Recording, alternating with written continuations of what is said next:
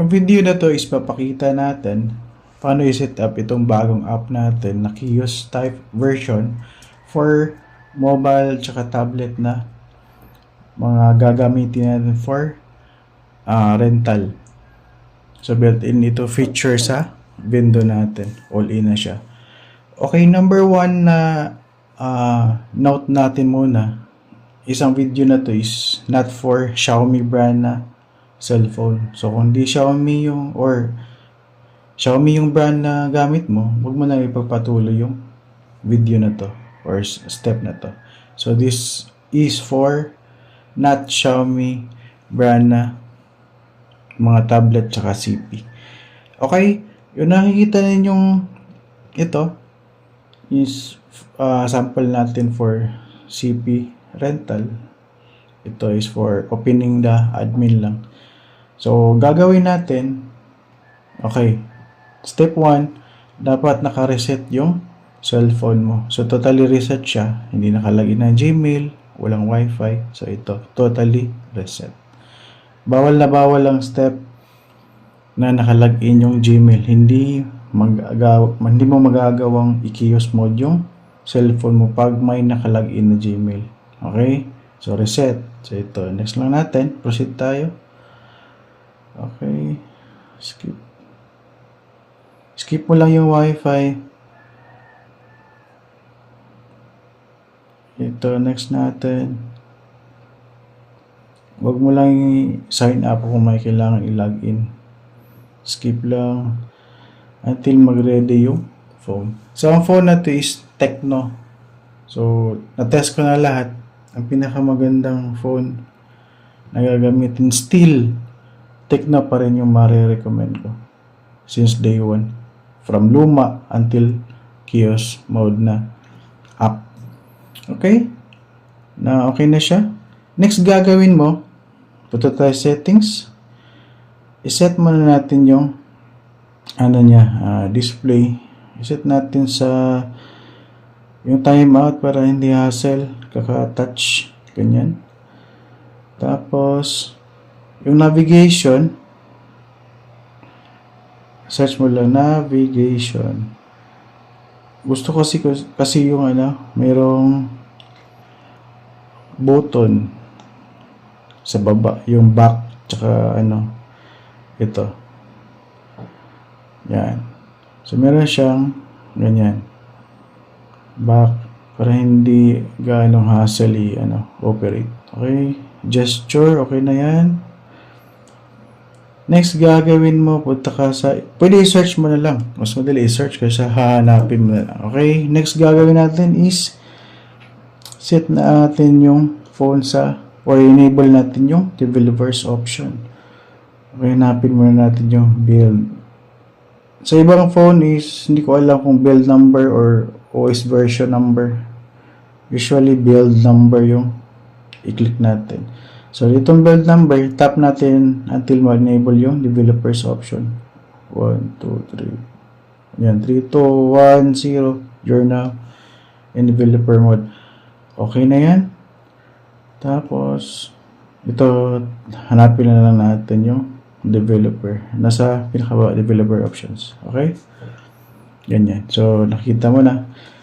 So, before tayo mag-proceed dyan, lagyan mo tayo ng oras yung phone mo.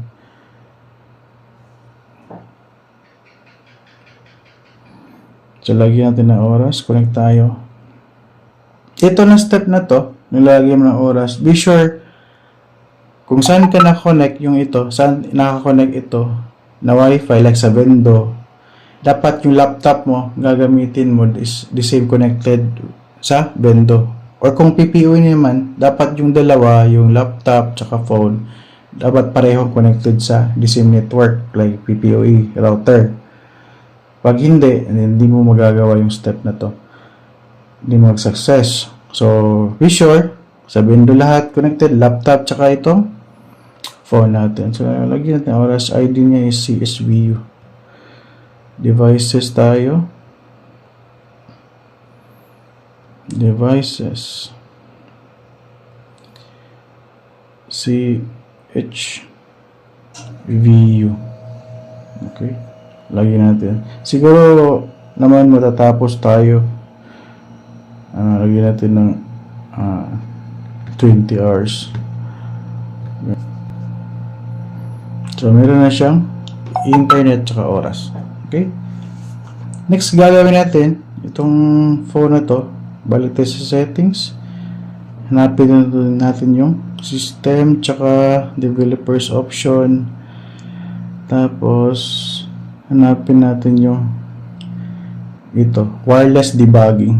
So, yung natin, launcher natin is via wireless siya. Pwede din siya via USB debugging, meaning mayroong USB cord na ganito. Yung mga ganitong cord, pwede rin kung gusto mo. Kung gusto mo mas madaling setup, kaya nito, wireless lang natin. Okay, next gagawin natin is wireless debugging. So, be sure, assuming na yung app mo sa laptop is naka-ready na. So, kung meron link, download mo lang. So, ito sa case ko, na-download ko na.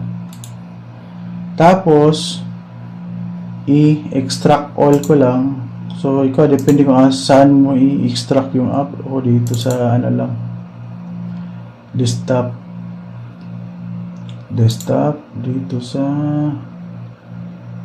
Wi-Fi 5 soft. Tool. Dito ko i-extract. Select folder. Extract.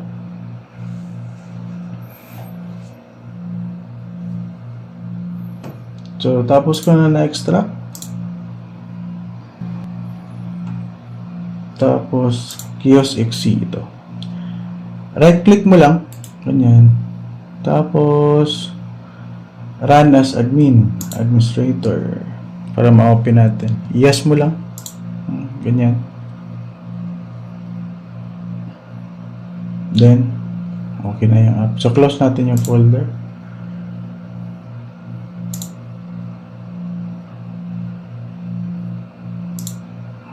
Ganyan. Close natin yung folder. Okay, nakatambay na yan. Okay, next gagawin mo. Balik tayo sa cellphone. Wireless debugging. Ito, click natin. Wireless debugging. Ito, click. Ganyan. Tapos, enable mo. Tapos, ala lang. Ganyan. So, nakita ka sa baba ito. Click mo lang. Ganyan. IP address. Tingnan mo yung sa laptop mo. Click wireless. IP. Ano yung IP? So, ito yung 10.0.6.160. So, 10.0.6.160. Okay? Yung pairing port, tingnan mo sa laptop mo. Yung pairing port, separated by a colon. Yung, katabi ng IP. 36909. 36909. Okay? Next, pairing code. Yung pairing code, yung malaking number nasa taas. Ito, 331726. 331726. Okay? Review natin 10.0.6.160, 36909, and 331726. Okay? Next, gawin mo, click mo lang yung connect yung sa laptop app. Then, okay na yan. So, wag mo itong galawin muna yung phone. Hayaan mo muna yung sa laptop. Okay, click okay sa laptop. Okay, ganyan. So, wait lang natin saglit. May mag-pop up. Yan. Take no. Na-detect na yung connected na device. Ito. Next, gagawin natin. Install lang. Click natin yan. Para naka-detour lang to. Ganyan. Click natin. So, ito. Tapos na install. Wi-Fi launcher installed successfully. Tingnan nyo yung remarks. So, okay na yung remarks. Next, gawin natin enable. Click natin yung enable. Kung gusto mo enable. Ayan. Okay. Ito sa app, tingnan mo. Ito yung i-click mo next. Yan. Mas madali ito na step compare sa dati. Kasi i-ano mo lang. Ganyan, allow. Mas konti lang yung i-allow. Allow, tapos back. Yun na. Tapos ka na. So ito, login tayo. So before tayo mag-login, close muna natin sa laptop. Close para hindi mo mapindot, baka accidentally mapindot mo yung disable. So mga problema pa.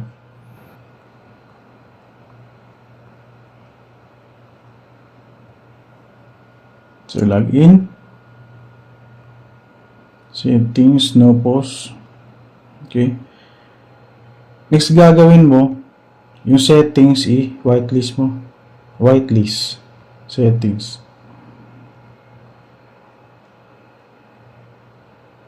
Yung that under that settings. Ganyan. Yung isa lang. Whitelist. Next mo, whitelist mo rin yung Play Store para mag-install mo. Ano kailangan ng oras? May oras o wala, may install mo yung app na gusto mo. Store yung i-type mo para ma-search. Like. So after mo na whitelist yung dalawa, shortcut mo lang.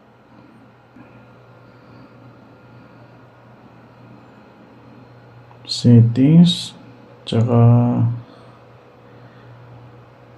store. Ito. Play. Okay. So take note, huwag mong kalimutan accept yung device mo. Punta sa phone rental, devices. So this save pa rin sa dati. Accept mo lang ganyan para magamit mo yung app.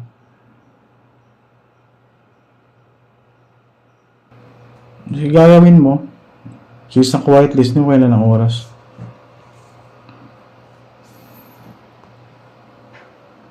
Login tayo. So itong part na to is, ito yung first time mo mag-login ng Gmail sa rental phone mo. Kasi mag-i-install ka na ng mga application.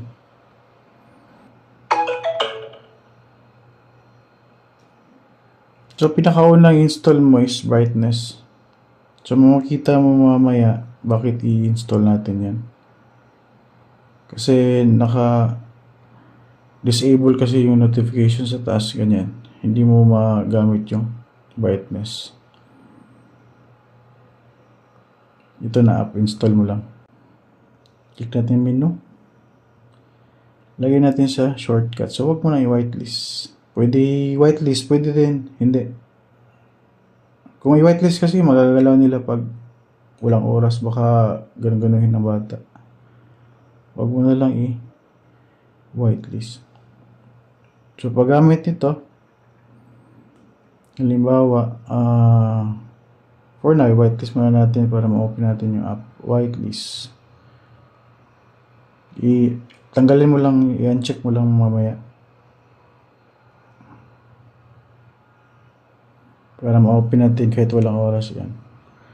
So, madali mag-adjust ng oras. Set up na natin yan. So, pwede auto. Ganyan. Pwede mo adjust. Question mark, click mo lang. Pwede mo i-adjust yung kung ilang % gusto mo. So, gumagana pa rin sa kiosk yung mga ibang button sa baba. Except this sa taas. So, main purpose talaga nito is for security. So, kahit ito, pakita lang natin. So, ito, kahit i-open nila ito, kahit assuming lang. So, ibawa, i-reset. So, hindi siya ma-reset. Walang block pa, ganyan. Hindi ma-reset. Wala ding, punta tayo sa app. Ganyan. Hanapin mo natin yung app na to. App management. Punta tayo sa app. App list.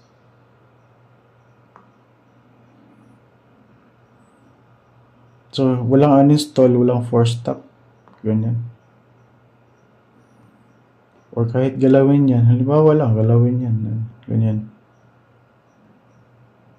So, walang mangyayari. Babalik pa rin siya sa dati. So, mas secure siya. Ito yung last option sa mga mayroong issue sa security. So, wait mo lang ma-install yung Facebook. Then, tapos ka na sa Chaos app mo sa pag-install. Okay? So, ito, halimbawa, tapos ka na mag-setup, yung shortcut, i-ano mo na lang. I-uncheck, like yung settings, uncheck mo lang, Play Store, uncheck. Pag wala ka nang i-setup, pag kung meron i-setup, ibalik mo lang siya shortcut, tapos uncheck ulit. Yan. So, matik. Okay? Thank you.